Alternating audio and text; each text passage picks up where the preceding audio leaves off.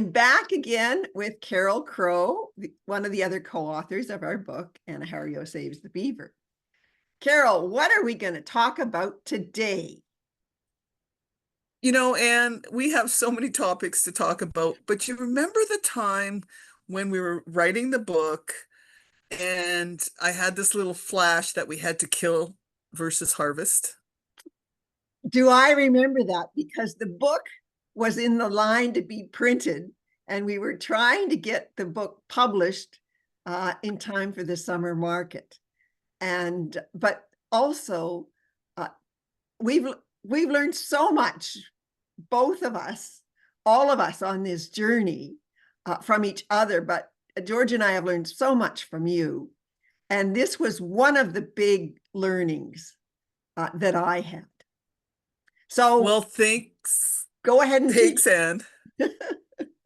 Well, thanks, Anne, because I mean, it was a journey. And when I first was rereading, the content, and I was looking at it, and I sort of reflected for a moment on the word kill and how I was feeling. And I was like, that's not the right word. Because to me, and what I've learned, in my culture is kill is like something that you do in a, dangerous situation, or a situation where something's suffering. You kill it. That's not how we, take food from the land. We harvest it. And harvesting is such a beautiful process because there's prayer involved. Often there's ceremony and offerings.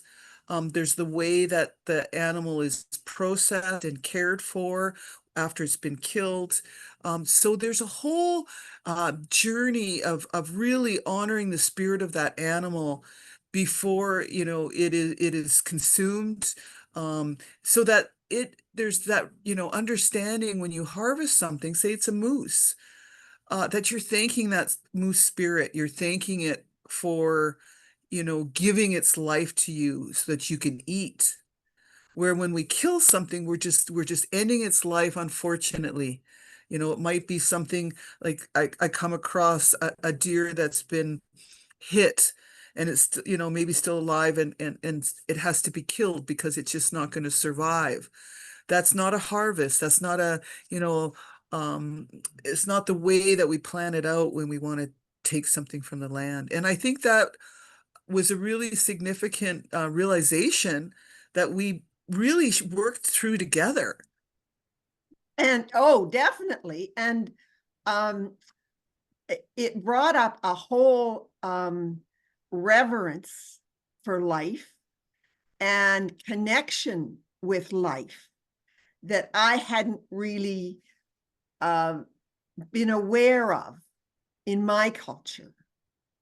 And it's been a profound difference in how I interact with the land and the animals and plants on the land. Isn't It's it amazing?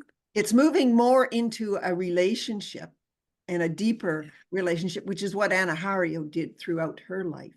And now, when you kill an animal, if you have to, is there a ceremony that you do to help it go to the afterlife?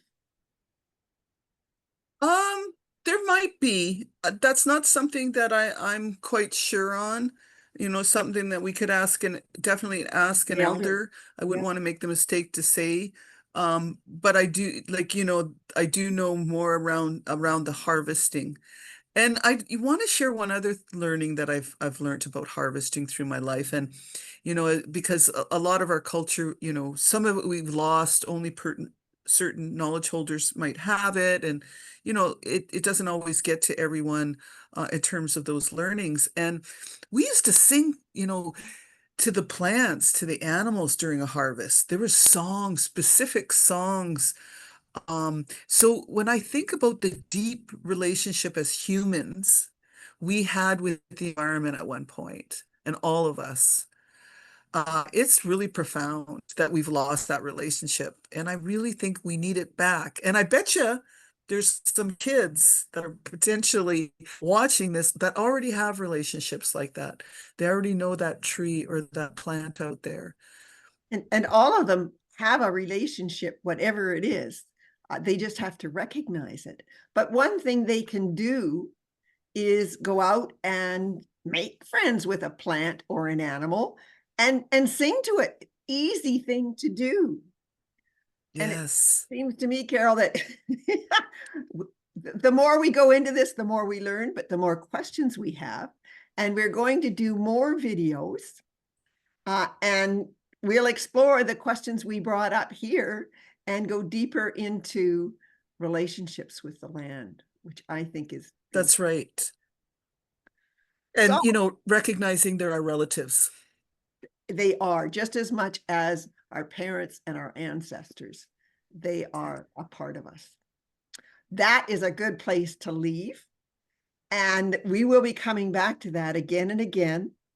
So thank you so much for sharing your learning, Carol. And it's always an amazing experience for me. And we'll say goodbye for now. And we'll be back with more. Bye-bye. Thanks, Anne.